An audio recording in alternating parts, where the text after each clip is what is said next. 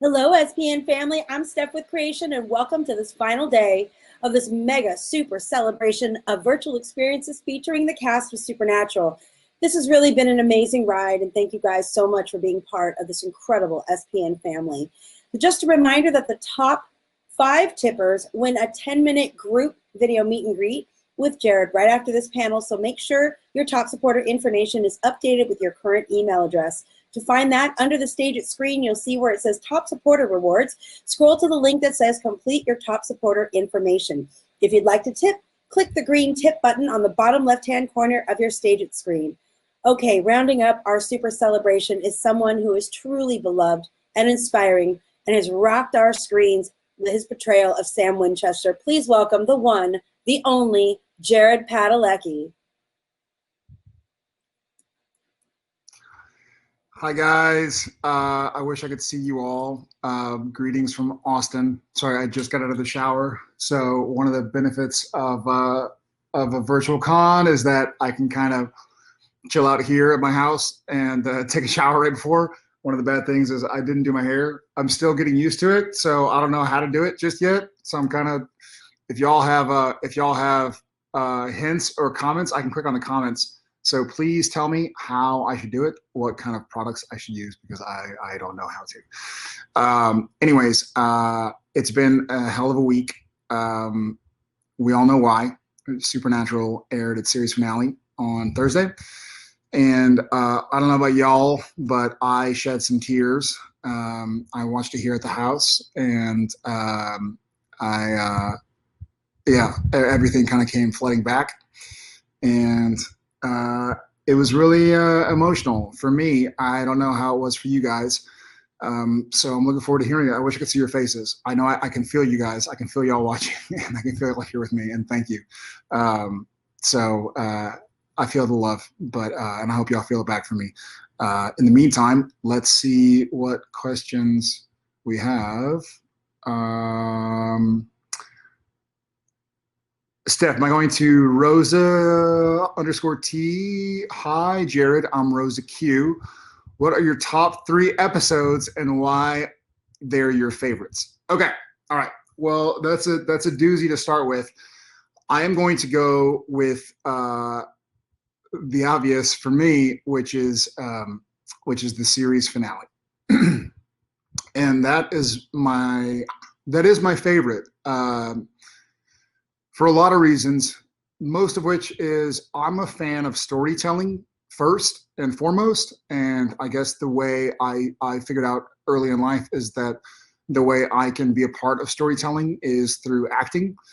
And so looking at Supernatural as a whole and looking at Supernatural as a 15 and a half year and 327 episode story, which is like the ultimate trilogy. Like I think we put Lord of the Rings to shame by hundreds of hours.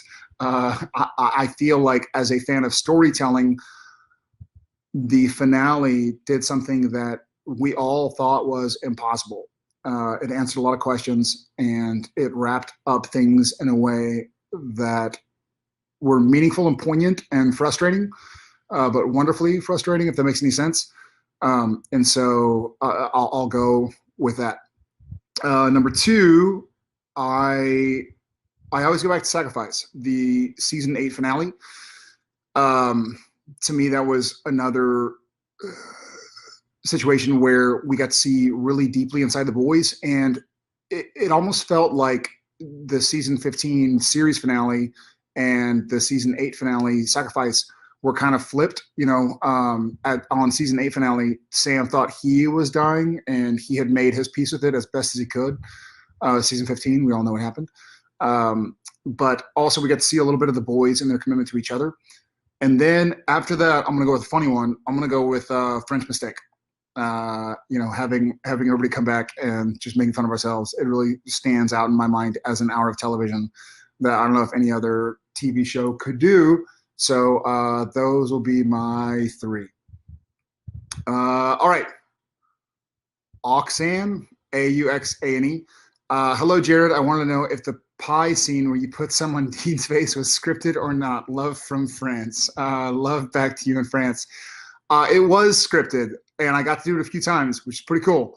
And then I don't know if any of you saw this, but when they cut to Sam and he throws the pie in Dean's face, and then there's a passerby at the pie festival in the background who kind of looks and is shocked. That is the one and only legend Bob Singer.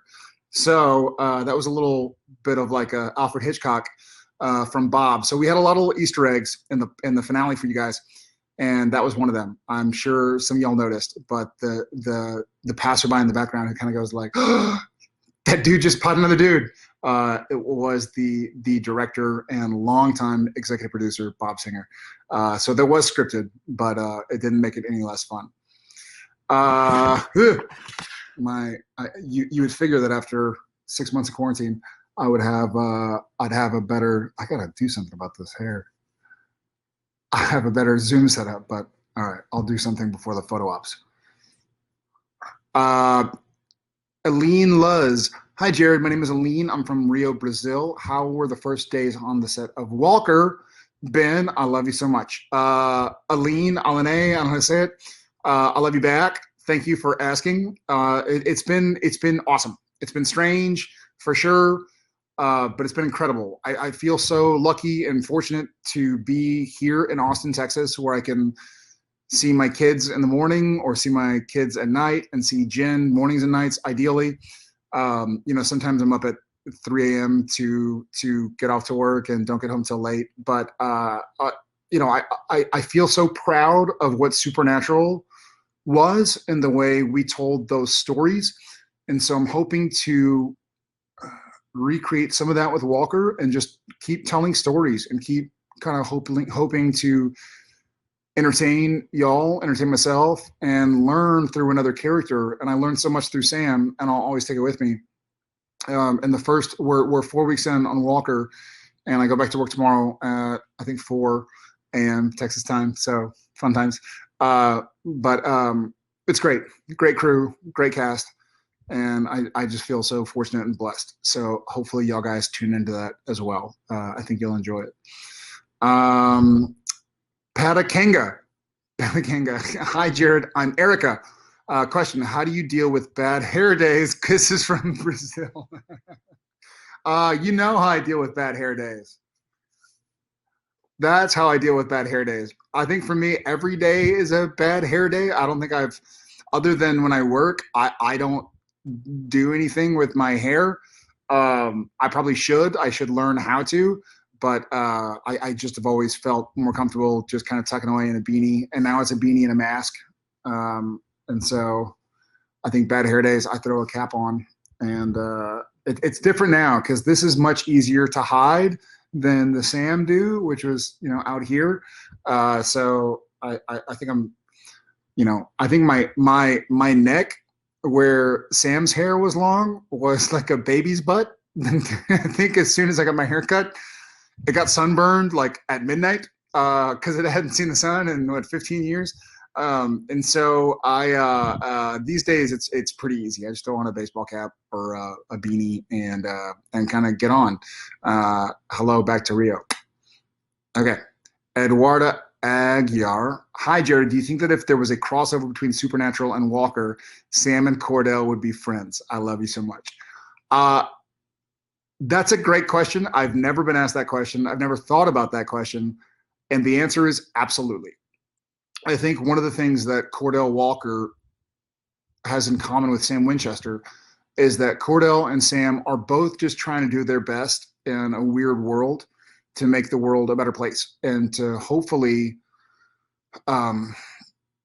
ease other people's pain, even though it's difficult and even though there's no perfect answer. I think one of the things that Sam and Dean dealt with was that there's not a perfect answer. There's no perfect solution where everything is just happy and rainbows and lollipops. And Cordell Walker finds himself in a lot of the same situations where there's no obvious answer. And because of that, I do think Sam and Cordell Walker would definitely understand that they're kindred spirits. And plus, they're both tall. I mean, Sam has longer hair, but Cordell would. I think they find a lot in common. Thank you, Eduarda. Judith Novotnik. Dear Jared, what is your favorite Harry Potter book and movie and spell? Much love from Hungary. Oh, man. Okay. All right. For all you other Harry Potter nerds, my favorite book, God, I read the books. So I hadn't seen the movies until quarantine. I had read all the books before I think before well, maybe one of the movies came out.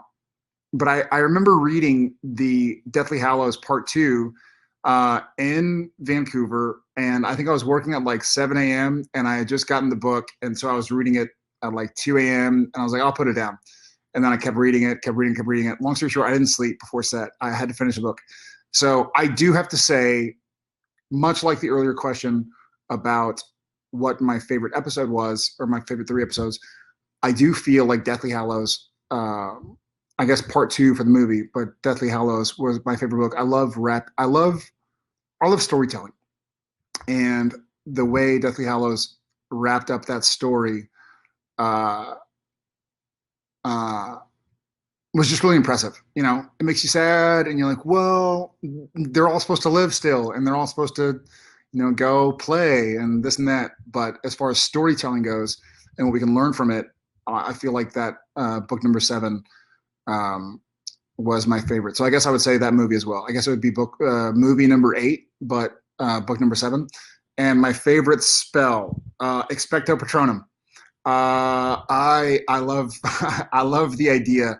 I think what Sam and Dean had for so long was they were almost each other's Patronus.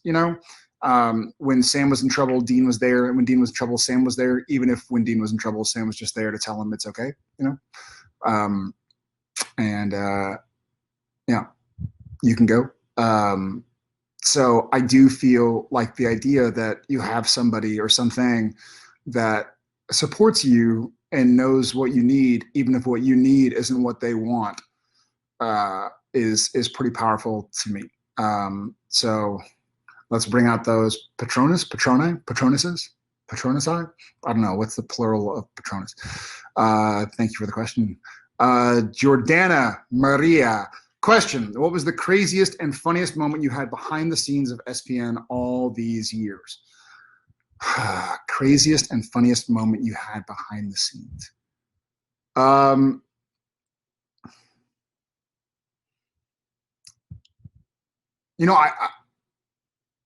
I feel like there were 2 moments on set where, well, one moment was where I was anxiously awaiting the birth of my first son, Tom, and I was shooting with Osric. We were at the Riverview Hospital, and it's the scene where Sam is chasing Kevin Tran around, and I literally was just waiting for a phone call from Jen to say, hey, I'm in labor. And sure enough, she went into labor on that Friday. And so I think we did like 1 or 2 more takes, and then I got into Cliff's truck and we drove down to Seattle. And then I also remember when Richard Speight was directing, when Jensen's Twins, he had the same situation where we're all glued to our phones, and sure enough, he gets a text like, hey, that was a bit of a farther travel because they were giving birth, Danielle was giving birth in Austin, and so we had to go way far away. But the same thing where, getting that call, it's a weird situation to be an actor, but have something so big going on in your personal life where, you want to be committed to your character, to the story, to what you're doing, to the scene, but your wife might be going to labor any second. And so he and I had those moments on set. And they were crazy and funny and hectic. And I remember before Jensen and Neil had their twins, whose birthday is coming up in a week, he came to set, and we were filming like, I don't know, 45 minutes away from our places in Vancouver. And I walked up to him kind of midday and was like, hey man, you have your passport? And he kind of looked at me like, I'm not the one who forgets things. Like, of course I got my passport. And I was like, all right, well, just go back to your trailer, or when we go back to our trailers to change or whatever, just touch it. Just put your fingers on your passport. Like, just do me a favor. And he kind of looked at me like, It's a weird thing. And so then we had some, we had a scene, or we had a shot that maybe Misha was in or something, and we weren't in. And so we went back to our trailers, go to the bathroom, or just kind of warm up. I think it was December, and so then we get back in Cliff's truck, start heading back to set, and he looks at me and he's like, "How'd you know?" And I had kind of forgotten what I'd said hours earlier, and so I was sort of like, how did I know what?" And he's like, "How'd you know?" It's like, I don't know what you're talking about. Like, do you smell toast? Like, I don't know what's going on here.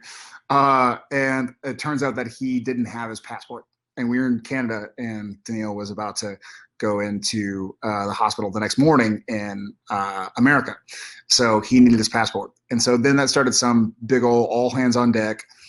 Y'all check the home in Austin, y'all check my apartment here. And he ultimately figured out that it had been in one of his other backpacks. I think we had gone to a convention or something, and so he had just left in there, assuming he would take that bag. He didn't, and so we had to call some Austin Police Department friends of ours to let them know, like, listen, we're flying in. He doesn't have his passport. Can you help us get in touch with customs and immigration and this and that? And so it was a pretty hectic moment, but we got home in time. Spate got us out in time, and so it was a happy ending. But those were two of the craziest and funniest. Okay. Miyako Dia. Hi, Jared. I'm Nicole. If you could do SPN all over as a different character, if you could do SPN all over as a different character, who would you be and why? Hi, Nicole. Great question, especially now that it's over. It makes it a little more poignant.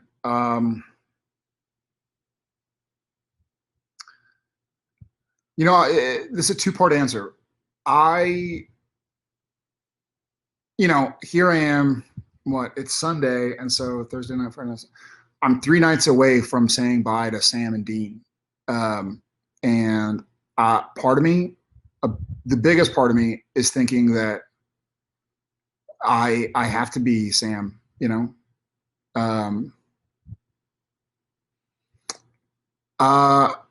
So my answer number one is, if I could do Supernatural all over as a different character, who would I be and why? Is I would be Sam again, and I would do it all over again. And I would. And it was hard. And, there was blood, literally. There were broken bones, literally. There was sweat, lots of it. There were tears, obviously. But I learned so much from Sam, and I would do that again. But if I had to be a second character, I think, I wouldn't want him to not be on the show because he was so amazing. But I think I would love to be Lucifer. Pellegrino is phenomenal. Such a good dude. So brilliant and talented. But just seems like he made it seem like such a fun character to play.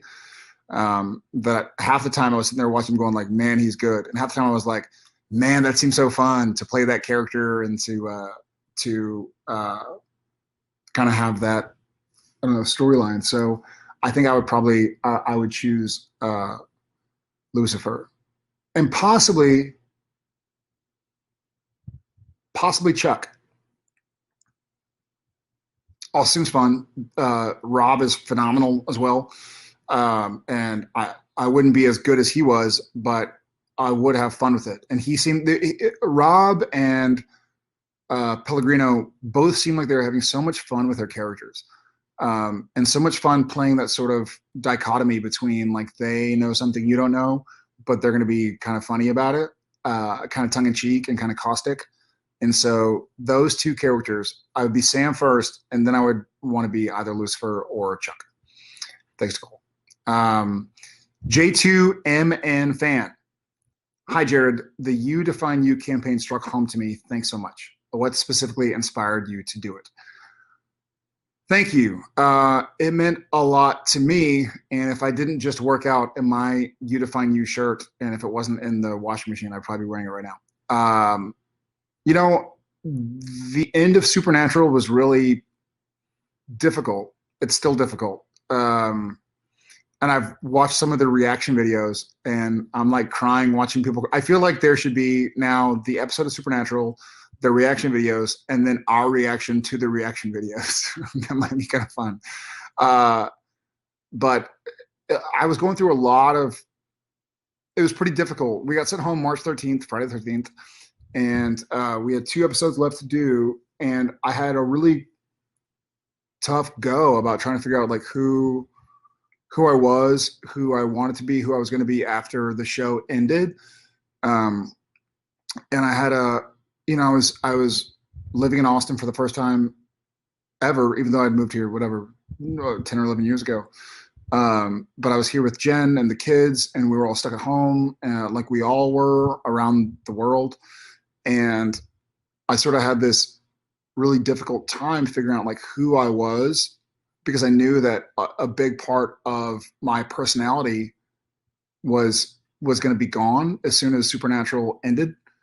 And so I love quotes. I love books, and I love sayings, and I try to quote Shakespeare and Dr. Seuss here and there, because I think they were both brilliant and timeless. And I sort of just stuck onto a mantra of like, I'm gonna define me, and I needed that at that point in time in my life, and I needed it since. And I needed it before and didn't realize it.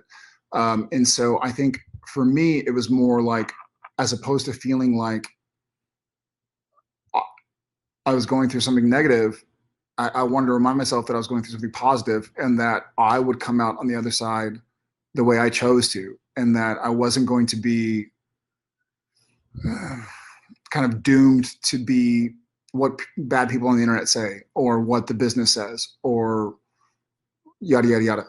I could pave my own way, much like Sam and Dean did, and so that just kind of it clicked with me a lot. So I'm glad it meant a lot to you too. Um, Hannah with like 35 H's. Hannah, ha ha ha ha ha. Hi, Jared. I'm Anna. Wait, your name is Hannah. H H H H H H H H H H H H H. Hi, Jared. I'm Anna without 1,000 H's. Cool. How did you start your acting career? Wow. Well, I acted in high school. I acted in school, like middle school. I did plays, and high school as well. And then between my during my junior year, I auditioned. I went to LA during my spring break as a senior in high school. I'm kind of going all over the place. All right.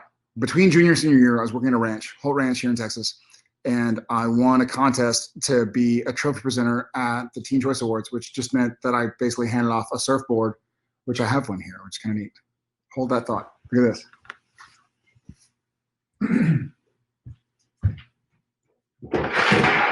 So,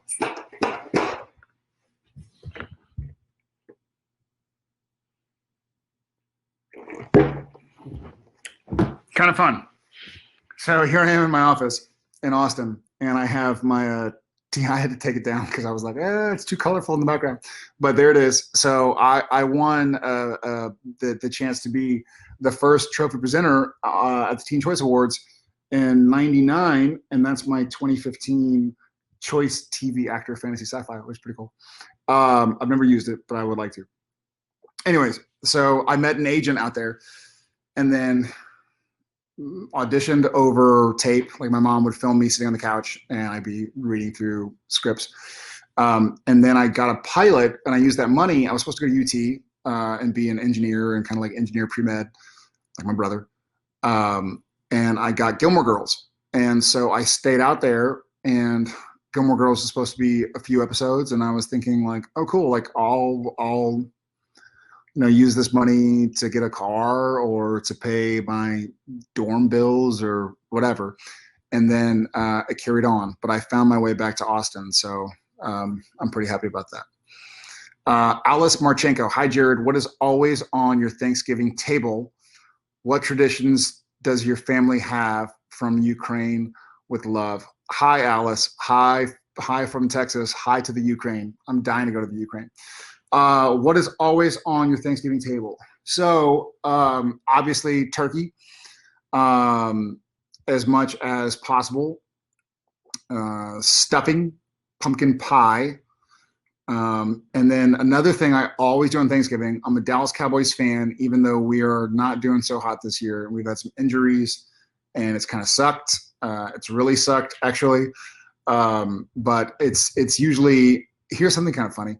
So we would always do Thanksgiving dinner or Thanksgiving meal midday. Like we would eat Thanksgiving, our big Thanksgiving dinner, meal, whatever you call it. Our Thanksgiving table would be like around noon. And so we would eat and eat and eat until we were miserably full. And then we would sit on the couch and watch the Cowboy game and take a nap. And then we would wake up and make leftovers with what we had just had a couple hours ago. And we would always make nachos, and not good nachos. Like we would just get tortilla chips and grated cheese and put it in the microwave. And so we'd end up having like turkey nachos later that night. So turkey and nachos is always on my Thanksgiving table. I hope you're well in the Ukraine. That's so Ravina. Hi Jared, I'm Ravina. Hi Ravina, I like what you did there. That's so Ravina, that's so Raven. I like it. See what you did. Pretty good. Sending lots of love from Chicago. I wish we could have gone to Chicago. I miss Chicago. I love Chicago. Hi, Ravina from Chicago. How would Sam Winchester spend his time in quarantine? So I think we saw how Sam Winchester would spend his time in quarantine. Sam had that giant library there at the Middle Letters, which no longer exists. How would Sam spend his time in quarantine? He would do a lot of reading. He would plow through all of those books there in the Middle Letters library, and probably walk around the. I think he would maybe have like a little pedometer watch that tracks your steps, and probably make sure that he got like 20 or 30,000 steps every day.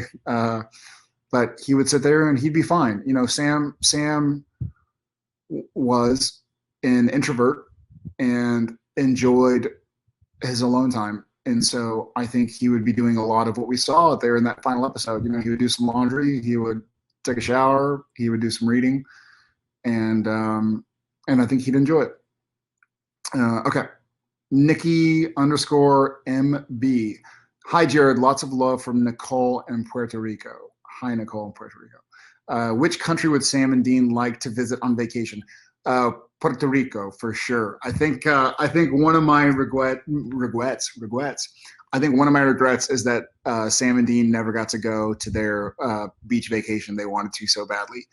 And so I think that Sam and Dean, if they could have found a demon or something in Puerto Rico, then they'd have been there like that. I'm not sure if the car could have gotten there, but maybe they'd find a way to drive. They'd find some floaties or something for the Impala to to cross the ocean. So thank you, Nicole. Kalista is less than 3. I don't know. I know it's not called is less than, but hi, Jared. Thank you so much for the beautiful finale. Were any lines added or ad-libbed by you two? Yes. Yeah. A lot of me. So, Andrew Dabb and Bob Singer are phenomenal and did a great job trying to do the impossible. And I think they did it. And there were some scenes. There were some things that occurred to me that I really wanted to touch on. One of the things, a little like Easter egg that we had in the barn scene was at first when Dean says to Sam, to keep on going, and it was written, Sam says, I can't do this without you. And it occurred to me that I thought it'd be neat to kind of have a throwback to the pilot and say, I can't do this alone. Like Dean said to Sam outside the Impala in the pilot. And then for Dean to say, yes, you can, like Sam said to Dean in the pilot. And then for Sam to say, well, I don't want to. And that harkened back for me to the way we all started. Another thing that I really thought was important was that the first things we ever saw Sam and Dean say to each other on camera, obviously they had grown up together, but the first thing Dean ever said to Sam was, hey, Sammy. And the first thing Sam ever said to Dean was, Dean? Because at the time they were in a fight and in a dark apartment. And so I thought it'd be really neat if the first words Sam and Dean ever said to each other on screen were also the last words. So when we're on that bridge and Dean says, hey, Sammy. And then it cuts to Sam and I'm dressed like as best I could, like the pilot with Dean, and then a few things there in the barn scene. We talked with Andrew Dabb and Bob Singer a lot, and we just said, like, hey, are y'all okay if we kind of see what makes sense, what we're feeling, repeating lines here or there, or just kind of going with the flow. And at that point in time when we shot that scene, Jensen and I knew Sam and Dean in a way that no one else could.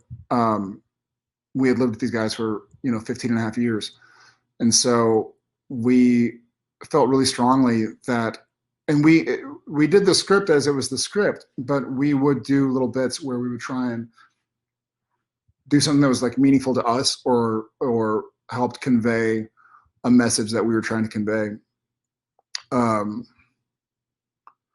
Also, it was really important to me that the last words Sam says to Dean, I'm getting emotional. When Sam says, it's okay, you can go now, I thought that Sam's son, Dean, needed to say those exact same words to Sam. And that was Sam's cue to go like, all right, it's time. So, yeah, there were a few things that were really important to me.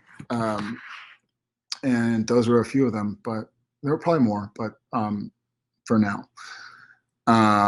Thank you, Kaelista. Lauren _ Nicole. Hi, Jared. I was wondering if you could talk about the Easter eggs you and Jensen put in the finale, like Sam wearing Dean's watch when he died. Oh, you saw that? Yeah.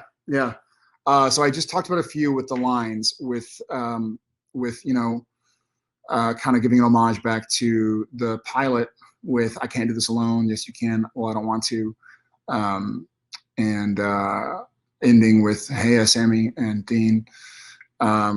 But yeah, you saw so Jensen and I are both big watch fans, and we thought it would be something that Sam would have kept and worn, Dean's watch. And I'm glad you saw that. I didn't know any. Well, whatever. I mean, it was right for Sam. Sam would have changed his watch to Dean's watch.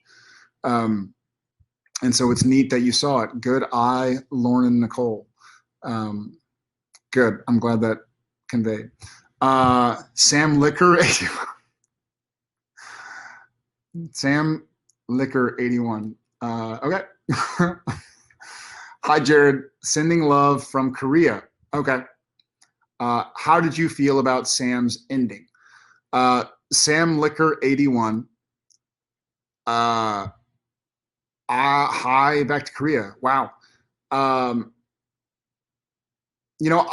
I've had almost a year and a half to think about Sam's ending. So I know a lot of y'all found out about it 3 days ago. I found out about it June of 2019, and so I've had a lot of time to think about it. And at first it was probably a little jarring, you know, a little abrupt, a little um I mean, I guess how would you feel about anybody's ending? And that's, I don't want to answer a question with a question, but you know, let's say hypothetically you were told how you would pass. Would you ever be okay with it? You know, you'd be like, well, either you die happy in your sleep. You're like, well, I want to go out in a blaze of glory. Or they're like, you go out in a blaze of glory. And you're like, oh man, I thought I'd be peaceful. And so there was a finality to it that no matter how Sam had his ending, it would have been difficult to kind of wrap my head around. Once I did digest it and spend, you know, hours and days and weeks and months and over a year with it, I truly feel that it was the best way to tell Sam's story. And Sam tried to live his life the way Dean would have wanted him to live his life. Um, you know, in honor of Dean and his request and his sacrifices, uh, you know, Sam tried to do as best he could what Dean would have wanted. You know, if Dean would have come back to life 20 years later and Sam was still hunting, I think Dean would have been pissed off. Been like, man, I told you, like, go live your life. Like, we didn't fight all the, you know, lay your weary head to rest, you know? And so I really am passionate about Sam's ending being proper. And that's what Dean would have wanted. And that's what Dean fought for. That's what Mary fought for. That's what John fought for. That's what Bobby and, you know, Sheriff Jody and Donna, and that's what everybody, Castiel, Jack, that's what they all fought for, was the idea that whoever was left could live as, you know, normal a life as possible. So I'm very happy with Sam's ending, as happy as you can be. Debbie_Reed. Hi, Jared. Any other props accidentally end up at your house after shooting ended? Yeah, I'm looking at a bunch actually. I'm in my office in Austin in my house, and yeah, I have some stuff. One of the best things I have, my dear friend Jason, who was my stand-in for years and years, and sometimes photo double and sometimes stunt double. He did this for Jensen and for me. And the very last thing after Bob called cut on the last scene there on the bridge, Jason had, unbeknownst to us, that morning he had gone to the store, or whenever he went, he got 2 picture frames, and we didn't realize it. We were distracted. You know, we were shooting the last scene and we were sort of like emotional and trying to keep it together. And Jason got 2 copies of the last call sheet. So our final day of filming, our call sheet, you know, here's when you're due at set, and here's hair, makeup, and wardrobe, and here's our location. And then he had taken our tape marks, and I was always red. So my T's that I had to hit, my mark, were always red, and Jensen was always blue. And Jason, when we didn't know, had gone and taken them up and put a red tape mark on a call sheet and framed it and given it to me. And he had taken a blue sheet, Jensen's blue tape mark, and put it on a call sheet and framed it and given it to him. And so that's really meaningful and powerful to me. Yeah, that's one of the many things. I have a few cool things. I can't say on camera, but yeah, some of the stuff accidentally ended up here, including Paula sitting in the watch. Bia_Damanelli. Hi, Jared. How different is it to be an actor and a producer at the same time? I'm so excited for Walker. Thank you, Bia. I'm super excited, and I know y'all will love it. It's a really awesome show. It is different. It's really interesting. You know, Jensen and I, we weren't called producers on Supernatural, but we certainly, by the end there, by the last 5 or 6 seasons, we had such an understanding of the show and of the way things work that we were able to be, you know, pseudo producers, though not in title, but a rose by any other name would smell as sweet. We did a lot of what Jensen and I did for several years because we didn't really have a creative producer on set after Kim Manners died. We had producers there, but we didn't have full-time producers, creative producers there in Vancouver on set day and night. And so we naturally kind of took on that moniker, I suppose, to some degree. So it's really different, but it's fun because it's amazing. But one of the great parts about it is that you really get to, I think I've done 400 episodes of television, and I've bled and I've sweat and I've cried on set for 20 plus years, and I've learned a lot of lessons, some by accident, some on purpose, a lot of them the hard way. And so I feel like I'm able to, as a producer, help guide the story and guide the pace of production the way I know would be best for the show. And so it's really exciting, and I can't wait to show it to you guys. We were hoping it would already be airing, but then we had this whole pandemic and stuff, so we'll get around to it. Andy Moon, hey Jared, Andy from Greece here. Any acting advice you want to give? I'm studying acting and would love to hear it. Andy, hi from Texas, hi to Greece. I would love to be in Greece right now. Acting advice. I think acting advice is difficult because everybody is a different actor or actress, And so I think if I did have any advice, and this is going to sound really weird because acting is in a lot of ways trying to be somebody you're not. But as far as my acting advice, and I'll clarify, but don't try to be somebody you're not. I know that sounds weird. But there are things that you, Andy from Greece, have experienced that I have never experienced. There are things that you have been through that I will never go through. And so don't try to be me. Don't try to be Jensen. Don't try to be Misha. Don't try to be Alexander. Don't try to be Pellegrino or Shep or whoever.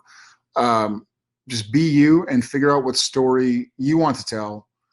And remember that you're there to tell a story. And so commit to that and commit to who you are and who you have been, and never forget that there are things you've been through and will go through that nobody else on the planet has been through or will go through. And so don't discredit yourself from that, and try and, in some weird way, shape, or form, try and give that to your characters and kick some ass.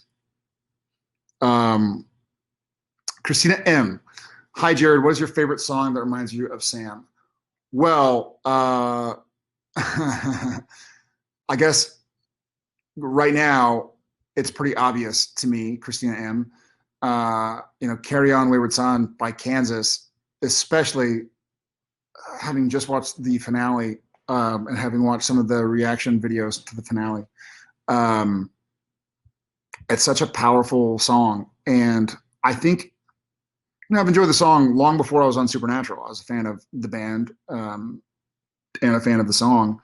But now that the show had been over for 2 months and I was able to watch it as a fan, it just occurred to me how wonderful that song is, not just as a song, but also for the show and for the story we were telling. And the other day on the way home from work, Cliff and I were in the truck driving home, and here in Austin, and we put it on and just listening to the lyrics. I'm like, man, it has such a deeper meaning now that we know what we know, and now that the show is over, to look back and to really listen again and listen as a fan. Yeah, so I'll go with Kansas. Magdalena WW, can you talk a bit about the pre and post COVID scripts and the changes made? Yeah. I guess I'm allowed to do this now. Well, no one's told me not to. They can't fire me anymore because the show's already over.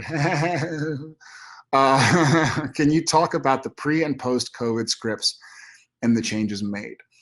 So the biggest deal with the post COVID scripts is that when COVID happened and when we got back to Canada, there was a mandatory 2-week quarantine. And so we had to, and as a matter of fact, the last virtual convention we did, we were both mid quarantine and we were sitting in our apartments in Canada. And I think we had like a week left until we were going to film the final 2 episodes of Supernatural. But because of that, there were going to be a lot of beloved characters that were in heaven with us. But that was just, it was just a scene or two. And so when you think about a lot of the other cast that's been a part of the show forever and ever,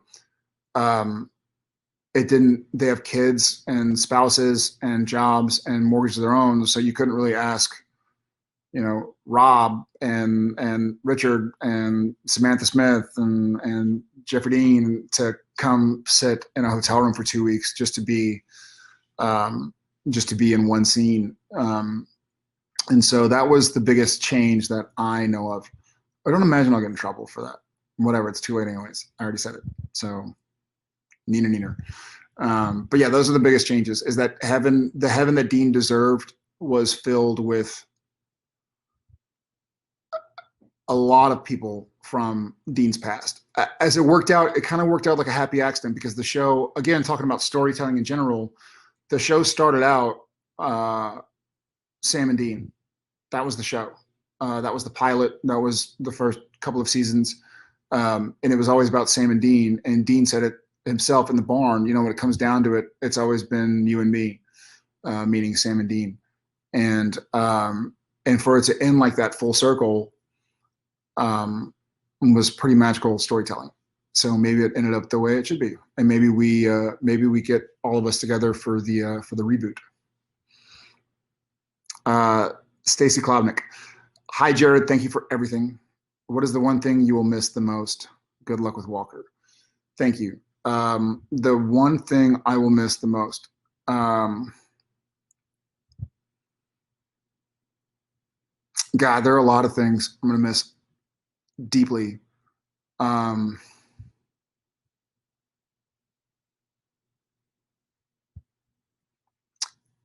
think the one thing I'll miss the most, it's hard to say one thing. I'll miss our crew a lot. I'll miss the family, and not taking anything away from our Walker family, but just, you make lifelong friends, over 15 years, and just catching up with them, just feeling that comfort, just feeling that familiarity. If Walker goes 15 years, I'll be 53. So it's very different going from 22 to 38 than 38 to 53 or 54. And so I grew up a lot on Supernatural. I met my wife, and now we've been married 10 years and have 3 kids.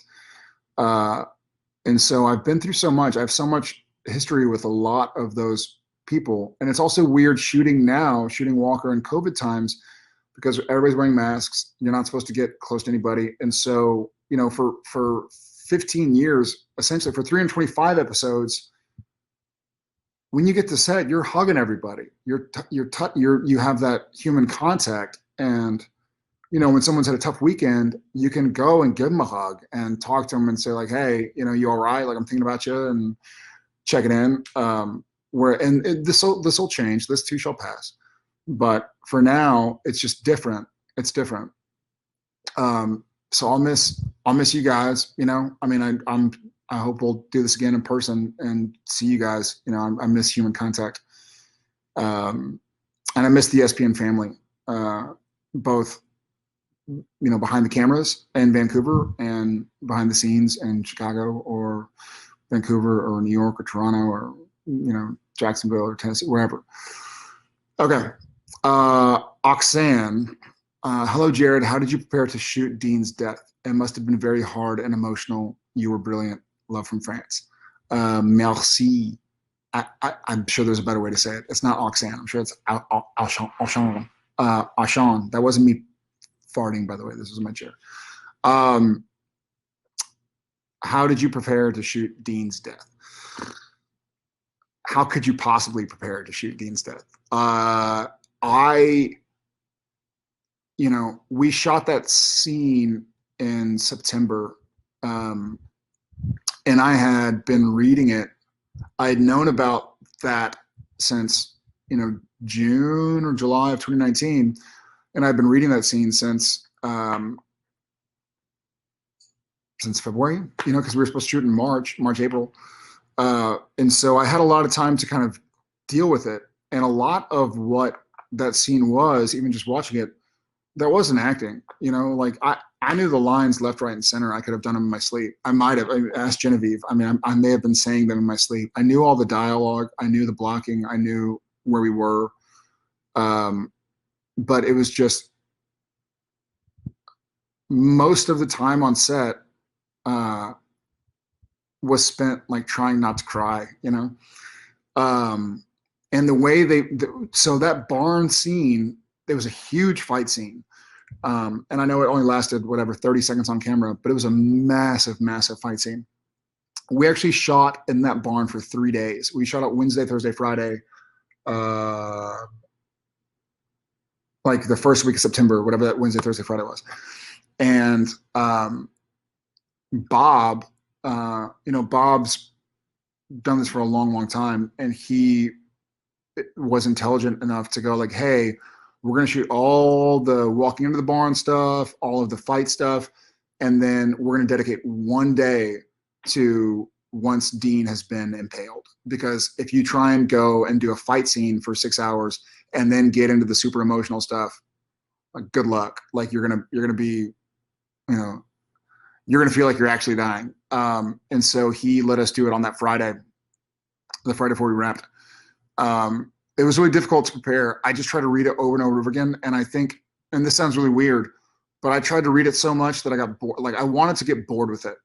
And that sounds really strange, but it was so emotional to me. Every time I read the scene, I cried. Literally every time I read the scene, I'd be on my treadmill and my kids would come in and be like, Dad, breakfast is ready. I'd be like, and so that was Jared crying, and I didn't want Jared's emotions to get in the way of Sam's journey and of Supernatural's story. And so I tried to just go through it over and over and over again. And it was a difficult scene. It's still difficult to watch. And I've watched, like, this morning, I woke up early because I couldn't sleep. And I was watching a few like reaction videos, and just hearing the scene in the background of the reaction video, I was sort of dusting away tears. Okay, thank you. Chiara Avancini. Hi, did Sam tell his son about all the hunting stuff? Is that why he got the Winchester's tattoo? Or did Sam tell him to get it tattooed? That's a great question. Yeah, Sam told his son. Yeah. Of course he did. He told him about his uncle Dean. He told him why he was named what he was named. And he also told him the importance of taking care of himself, and not spending his life saying goodbye to friends and family. And then his son just wanted to get it tattooed. So that's a great question. Shahar Grimberg. Hi, Jared. I'm Shahar from Israel, and I'd like to know if there's a show you would have wanted SPN to cross over with. Hi, Shahar. Yeah, there are tons of shows I would have loved for Supernatural to cross over with, and I feel like Supernatural could have gotten away with it because, I mean, if we can play ourselves in French Mistake or be on a game show or a CSI Miami and changing channels, then we certainly could have gotten away with doing a crossover. Yeah, I mean, obviously, I think it would have been kind of a funny moment to cross over with Walking Dead back when Jeff was on it, because that could have made for some good moments of Sam and Dean seeing John, and John not necessarily knowing who these guys are. or why their hair is so long. You know, we talked about doing an arrow with Amel for a little bit. There were tons.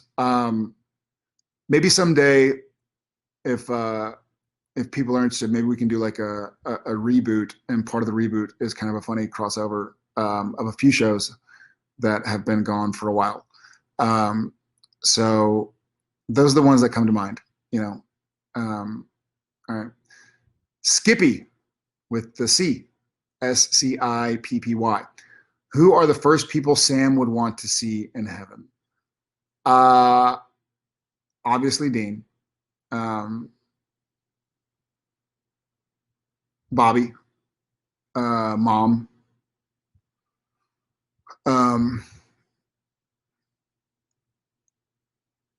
Sully,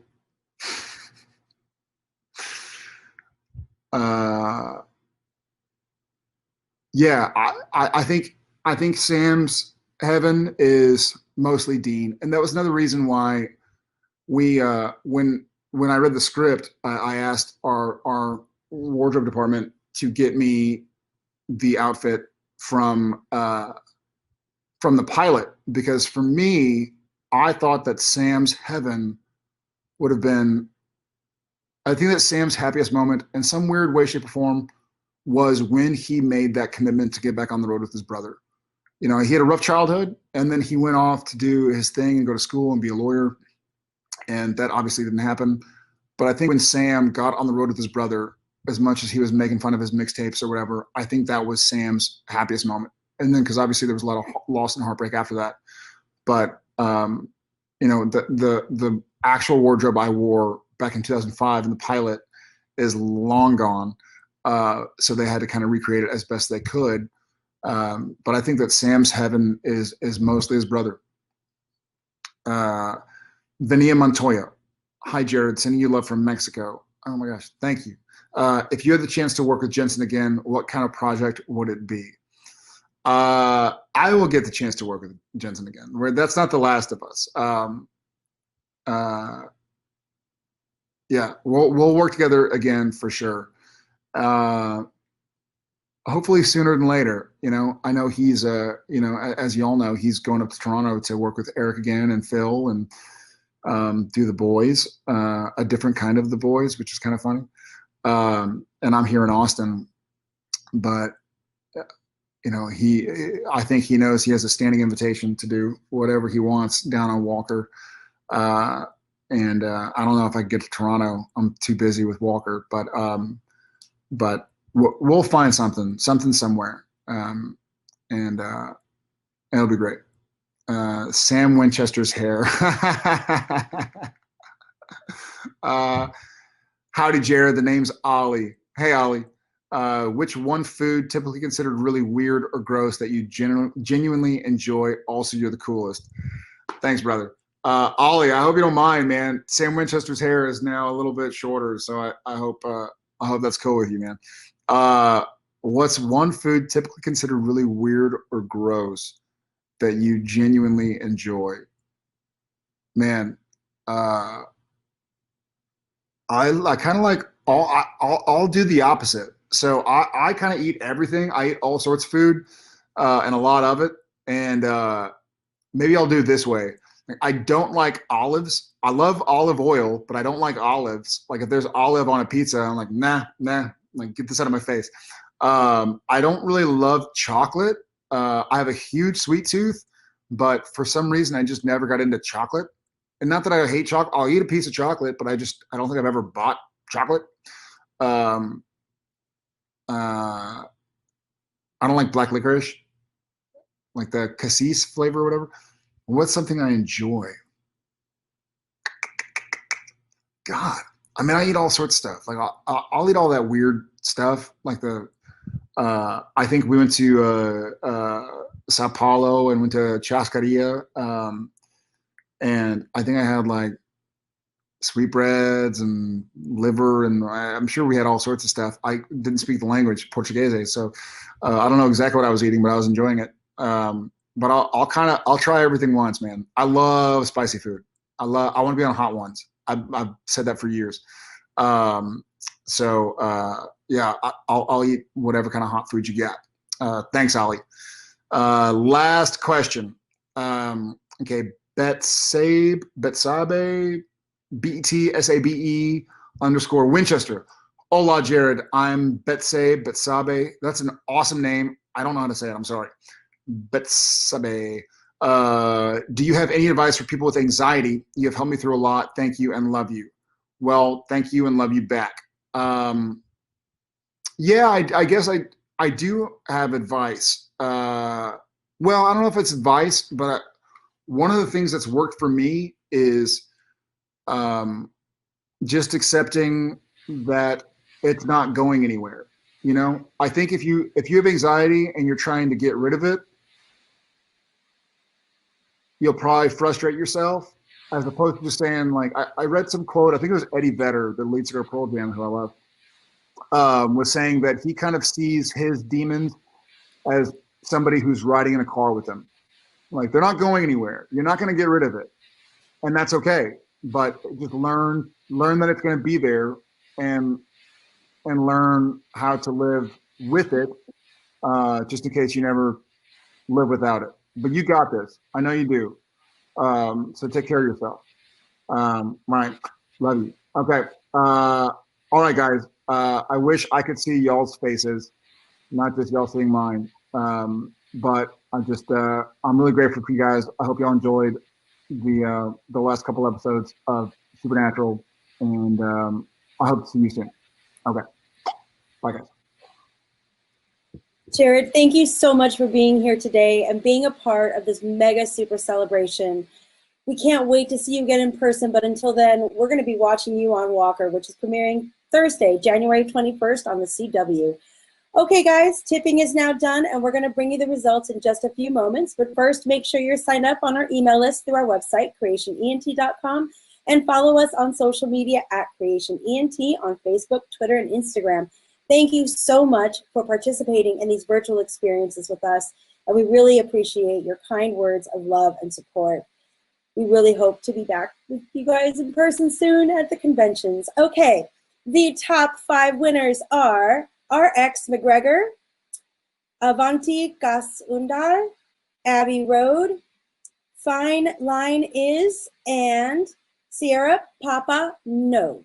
So you guys are our 5 winners of the group meet and greet. So check your emails, but just in case we have an issue sending you the link, hang out in this chat so we can still get a hold of you. All right, you guys, on behalf of Creation Entertainment, thank you so much.